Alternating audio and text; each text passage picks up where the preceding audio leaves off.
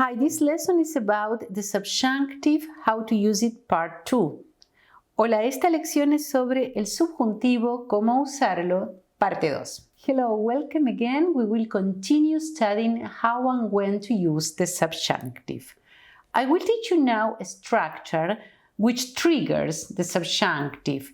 This structure is plus adjective plus que. When I say, for example, es conveniente que, or es lógico que, or es genial que, or es fácil que, es difícil que, es bueno que, es malo que, and so on. So basically, when you put es followed by adjective plus que, 90% of the times this triggers the subjunctive because you are saying that in your opinion something is convenient or logical or great, but you are not saying that this is for sure in this way. So you are expressing your personal opinion about something in the main clause.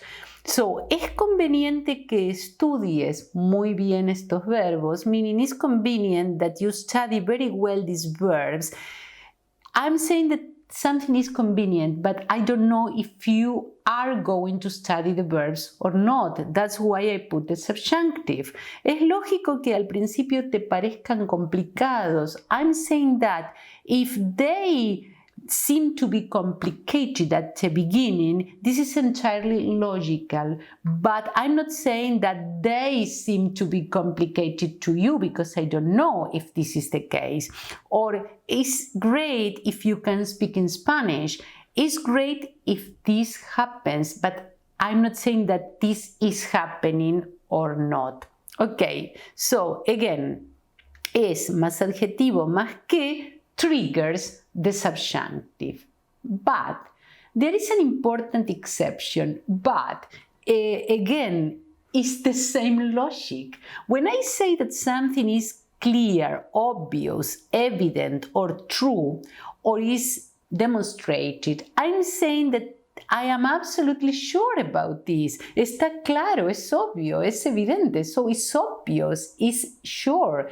That's why in these cases I put the indicative. Do you see? So it's not difficult to understand.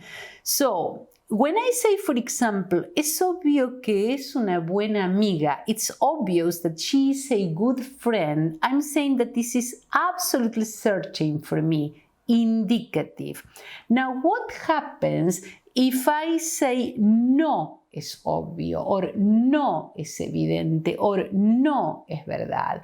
Now, the grade of certainty is not the same. That's why I put the subjunctive. Even in the same phrase, I say, es obvio que es una buena amiga, pero no es obvio que sea una buena estudiante. You have to consider this possibility when in the same phrase I put an indicative and then I switch to the subjunctive, of course, because I'm sure about the blue part, but I'm not totally sure about the red part. So, es obvio que es una buena amiga. Estoy segura de que es una buena amiga. Estoy segura, I'm sure, I can say, look, estoy segura de que es una buena amiga, pero no estoy segura de que sea una buena estudiante. Do you see?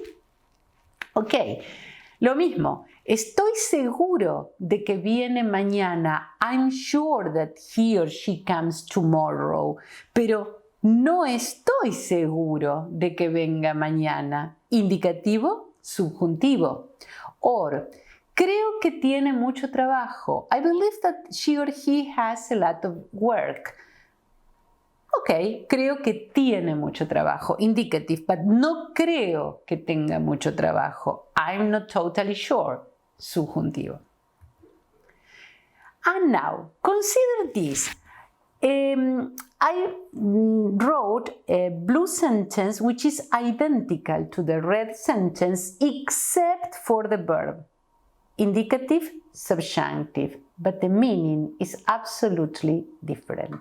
Look, suppose that I am in a party or in a meeting and I was talking with a person or I saw a person or I heard a person speaking in Turkish.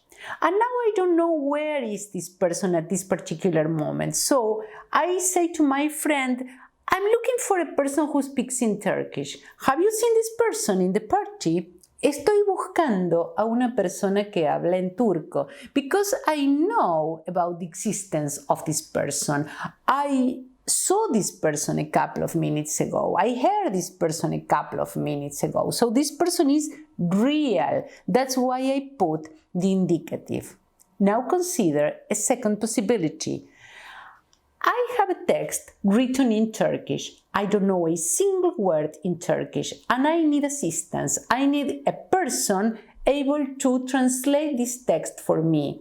And I say to my friend, look, do you know some person able to help me with this? Do you know a person who speaks Turkish? Because I'm looking for a person who speaks Turkish, but I don't know if I can find this person. I don't know a person who speaks Turkish. So this person is not a real person. It's a possibility. That's why I have to use the subjunctive. Estoy buscando a una persona que hable en turco. Do you see? It's absolutely different. And I changed only one letter, indicative or subjunctive. Now, your problem, guys, is that if you have to translate this into English, you say, I'm looking for a person who speaks in Turkish.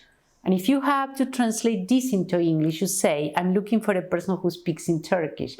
So you translate in the same way because, as I told you, you don't have a subjunctive in English except for some particular cases.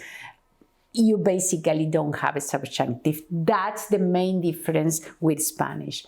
Okay, now let's see this important word, ojalá. Ojalá is a Spanish word meaning I pray to God that.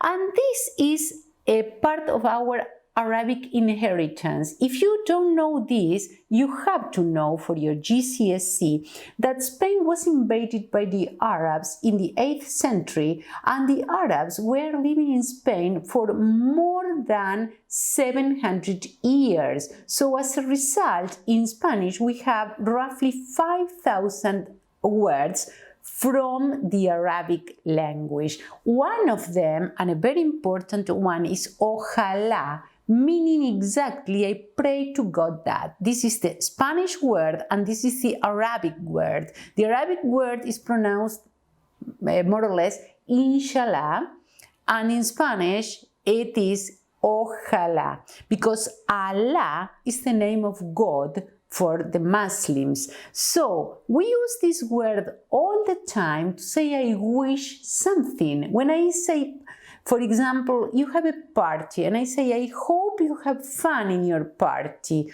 Ojalá te diviertas. Okay, and this triggers the subjunctive. That's the importance of this word in this lesson. So when I say, I hope you have fun, I can say, ojalá que te diviertas or ojalá te diviertas. So we can omit the que. Is perfect. Ojalá que te diviertas or ojalá te diviertas is exactly the same. Both are grammatically correct. And even, and this is very frequent in conversational Spanish, you can omit the ojalá part and say only que te diviertas. But in any case, you have to use the subjunctive. And notice also that here que doesn't carry an accent because it's not the interrogative word what, as in what is this, que es esto with the accent, is that. So I hope that. So this doesn't carry an accent. So when you express a desire and you say que te diviertas or something else, you don't put the accent here and you have to consider that the ojalá is omitted, but the idea is I wish that this happens. That's why it triggers the subjunctive. Because again, I hope that, but will it happen or not? Well, I'm not sure. Okay, so consider more cases with or without ojalá. Que tengas buen viaje. I hope you have a good journey. Or ojalá tengas buen viaje. Exactly the same. Que lo pases bien. I hope you have a good time. Que te diviertas. Enjoy yourself. Que tengas mucha suerte. I wish you very good luck. Que te vaya bien. I hope everything goes well. Que duermas bien. I hope you sleep well. In all the cases, we use the subjunctive. Or more cases. Que aproveche. I hope you enjoy your meal. Que lo disfrutes. I hope you enjoy it. Que te mejores pronto. I hope you get well soon. Okay. Now, we use the subjunctive with some words, adverbs like quizá, quizás, or puede ser que, tal vez, meaning maybe or perhaps. Because obviously, if I express a doubt, I'm not sure, we use the subjunctive. So, quizá or quizás, both are correct, one without the S, the other with the S, but this is like the difference between often or often, neither and neither. Both are considered correct, so you can choose quizá or quizás to say perhaps or maybe. Tal vez, perhaps or maybe, puede ser que literally means it can be or it could be that. So it expresses the same idea. So when we say quizá, quizás, puede ser que or tal vez, we use the subjunctive. Okay, quizás Carmen venga por la tarde. So maybe Carmen comes in the afternoon. I'm not sure. Subjunctive. Puede ser que traiga pizza para comer. It's possible that she brings pizza to eat, but I'm not sure. Subjunctive. Okay. A lo mejor is another useful expression, meaning again, maybe or perhaps, but always with a positive meaning. And this goes with indicative. When I say, a lo mejor trae pizza de salame, que es mi preferida. So, probably she brings salami pizza, which is my favorite. But a lo mejor is always, as I said, with a positive meaning, and it goes with the indicative. Okay. Now, what happens with aunque? A very important word, which is even if or even though. Now, aunque could be with the indicative or with the subjunctive, but the meaning is different. Look, it's easy. Again, as I told you, you don't need to remember forms by heart. You don't need to memorize. This is not a good method. Believe me, when you study a language, a good method, it doesn't involve studying long lists by heart, to memorizing long lists of words. This is not the way to do it. The way to do it is to understand the logic behind the language. Then, little by little, we will see many examples. I will provide you plenty of examples to practice, and you will be able to use them all.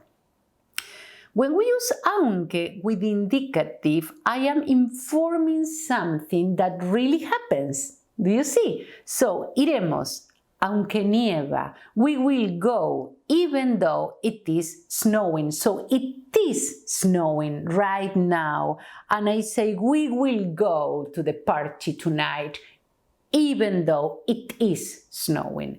But what happens if we are planning to go to the mountains next week and we are not sure what will happen next week? We don't know, but in any case, we will go. Iremos, aunque nieve, subjunctive. We will go even if it snows. Do you see? So, aunque with indicative, informing something that really happens, aunque with subjunctive, indicating something that could happen or not. And that's the end of the second part. So I see you in the third part to finish studying the present subjunctive, when and how to use it. See you in the next lesson. Nos vemos en la próxima clase.